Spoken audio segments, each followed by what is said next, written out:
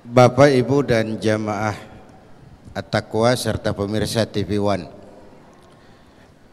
Enggak mungkin ada sesuatu yang berdiri sendiri.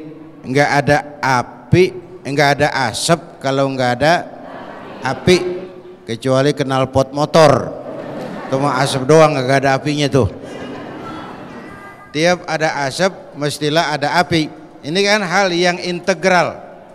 Sama juga kalau kita bicara pelacuran, perempuan mulutnya kita umelin. Padahal kan orang bisa dagang gara-gara ada yang beli. Ya, dimanapun orang bisa dagang kalau ada yang beli. Yang beli kita nggak omelin tuh. Yang dagang setengah mati kita omelin. Kita suka pincang menilai memang. Oleh karena itu perlu kerja terpadu. Yang demo terusin menyampaikan aspirasi. Yang Pemda lewat wewenangnya. Kerja perlu terpadu antar semua kita dalam membangun filter buat masyarakat, bangsa dan negara yang kita cintai ini. Pak,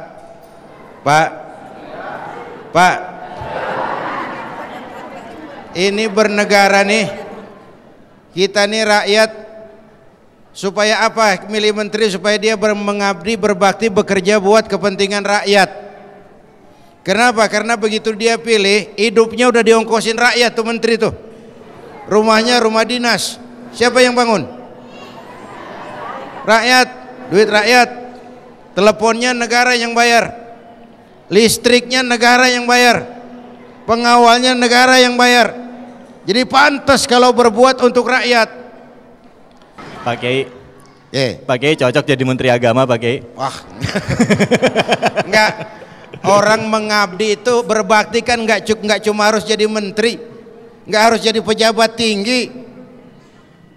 Untuk berbakti itu setiap kita bisa. Wah, kalau enggak jadi menteri kiamat, cengeng. Kalau niat malah lebih ikhlas kok berbakti tanpa jabatan itu. Bu, yang kedua nih pertanyaan tentang walal akhiratu khairul laka minal ula. Akhirat lebih utama daripada dunia. Tapi kenapa dalam praktek para pemuka, para tokoh, bahkan kaum sebagian para pemuka agama lebih mendahulukan dunia? Bu, kita ambil contoh. Beberapa nabi kaya. Beberapa nabi, Nabi Sulaiman, nabi kaya. Salah enggak tuh? Salah enggak? Enggak dong. Nabi Ibrahim, nabi kaya.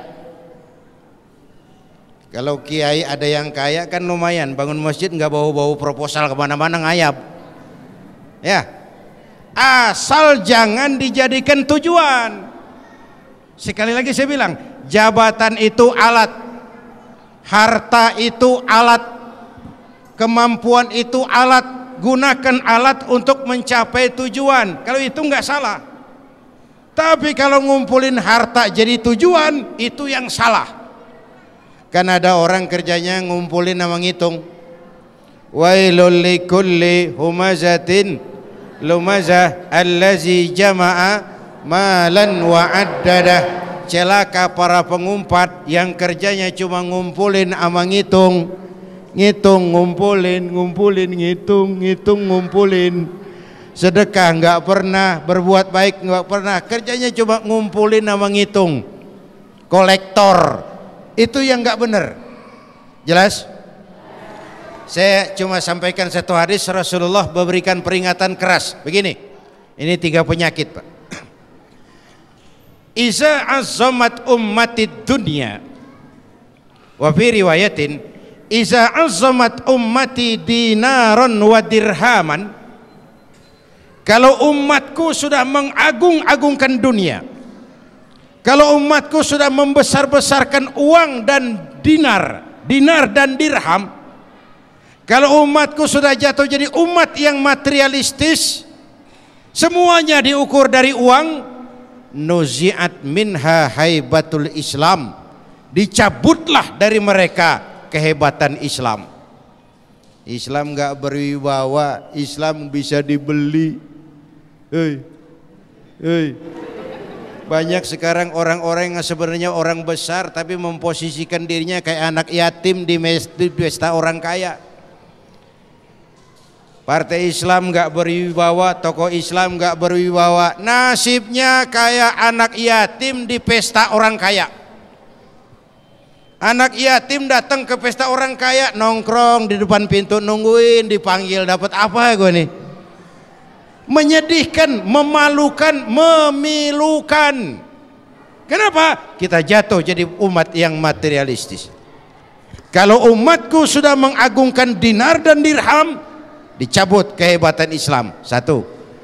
Yang kedua, wa iza tasabat ummati, kalau umatku sudah jatuh menjadi umat yang saling mencaci, belekai turu-turu dia, saqatat min ainillah, jatuhlah mereka dalam pandangan Allah. Itu penyakit kedua. Yang ketiga, wa idza turikatil amru bil ma'rufi wan nahyu 'anil munkari hurimat alaihim barakatul wahyi. Kalau amar ma'ruf nahi munkar sudah ditinggalkan orang, hilanglah keberkahan wahyu. Kita cuma mengklaim tapi tidak lagi realistis dalam kehidupan kita. Oleh karena itu Islam tidak melarang orang jadi kaya asal sebagai alat. Memang Rasulullah pernah doa, ya Allah, hidupkan saya dalam keadaan miskin, matikan saya dalam keadaan miskin, dan kumpulkan saya di akhirat bersama golongan orang-orang miskin. Ini biar cinta banget sama Nabi tapi ngamalin doa kayak begini berat juga rasanya nih. Dan memang menurut saya ini etika kehidupan Rasul. Tidak pantas kalau Rasul minta kaya. Kalau Rasul minta kaya, umatnya jadi apa? Tapi untuk umatnya beliau ngajarin apa? Nih, al-mu'minul qawiyyu ahabbu ilallah minal mu'minid dha'if. Orang mukmin yang kuat lebih disukai Allah dari orang mukmin yang lemah. Kuat ini kuat apanya? Kuat semuanya. Kuat pendidikannya, kuat ekonominya, kuat ikatan sosialnya, kuat nilai-nilai budayanya, kuat dan kuat. Orang mukmin yang kuat lebih disukai Allah daripada orang mukmin yang lemah. Ma akraman nisaa illa karimun, wa ma ahanan nisaa illa laimun. Tidak akan menghormati perempuan kecuali orang terhormat, tidak akan merendahkan kaum perempuan kecuali orang rendah. Islam mengangkat harkat, derajat dan martabat kaum perempuan.